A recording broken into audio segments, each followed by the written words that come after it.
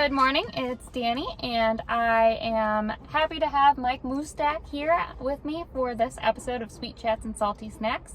He is ProX Director of Finance and Analytics. And Mike, do you want to introduce yourself a bit more? Yeah, absolutely. Thanks for having me, Dani. So what I do at ProX, basically, the most important job, I wear a few hats, but the most important job is to make sure that our company is financially healthy, that we are hitting our budgets, that our expenses are not out of control. So I'm looking at our revenue and expenses almost daily and making sure that we're on track.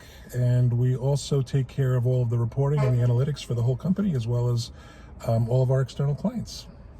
So that's me in a nutshell. So we're super excited to have him and explore employee ownership a bit more together. Absolutely. And today we are headed to Lewis Tree. Have you heard of Lewis Tree Services before? A little bit, yeah. I just learned a little bit about them on their website.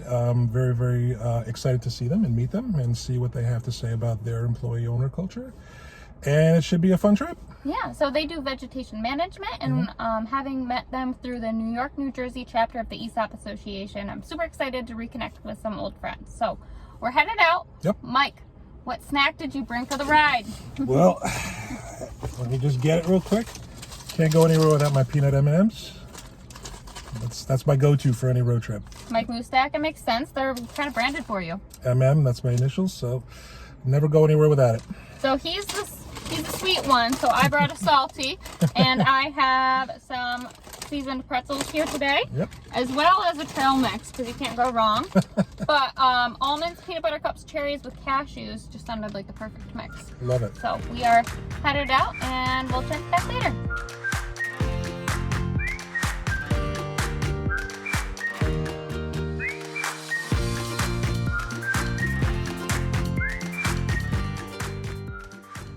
I'm here with Leslie today. She's the CEO at Lewis Tree.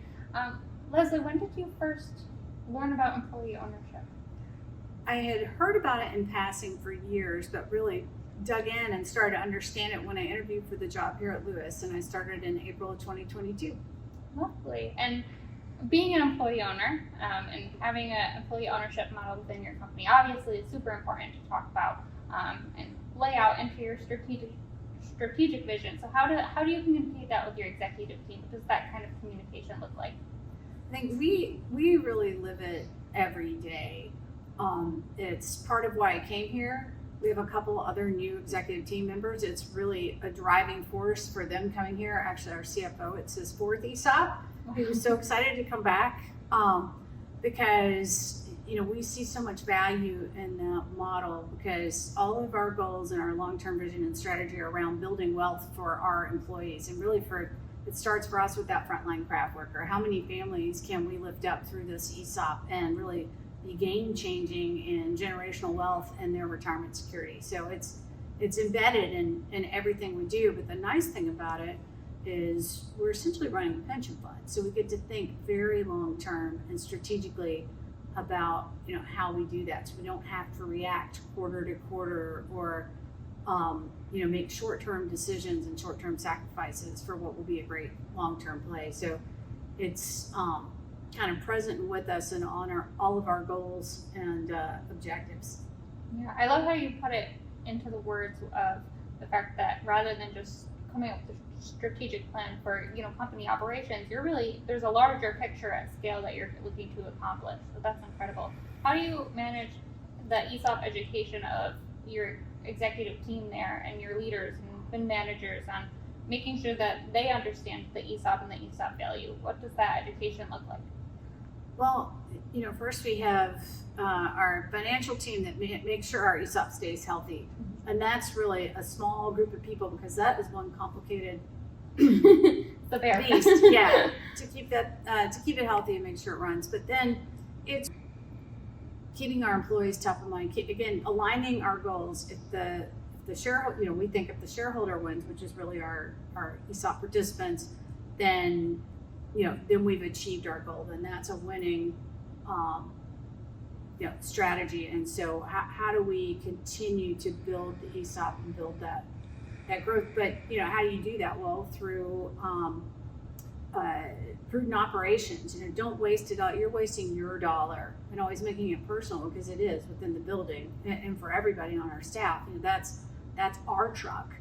That's not a truck. That's not Mr. Lewis's truck. We joke there is no Mr. Lewis who owns all these trucks. It's all of us. And so how do we constantly talk about stewardship and our dollar? And we have a whole program on the corporate side, Level Up, where we're looking to take cost out of the business that's just really kind of wasteful. You know, where could we get a better deal? And it's ironic that a couple of our ESOP employee committee members are also in our supply chain team, because they're fantastic at thinking about how do we get the best value and a better deal.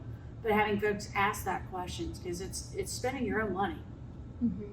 Definitely. And I think that's a different mindset than a lot of people that show up to their normal jobs and, you know, you work and you go home to your family, and that's your work day. But when you're with an ESOP company, you're a part of this larger organization where you're building, and you're an owner. You kind of have to act like that. So that mentality is fantastic.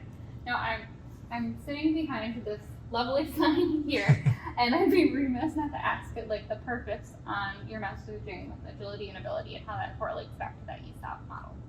Well, I think for our employees and what we offer to our customers is a different experience, because we are employee owned. Mm-hmm. So we actually care about our people. So we have, a better, we're in an industry that's plagued by high turnover, but we do better than our competitors because folks want to work for Lewis and want to be part of our company. Just first, because we treat people better, because we're owned by those are our owners out there. They're not just numbers.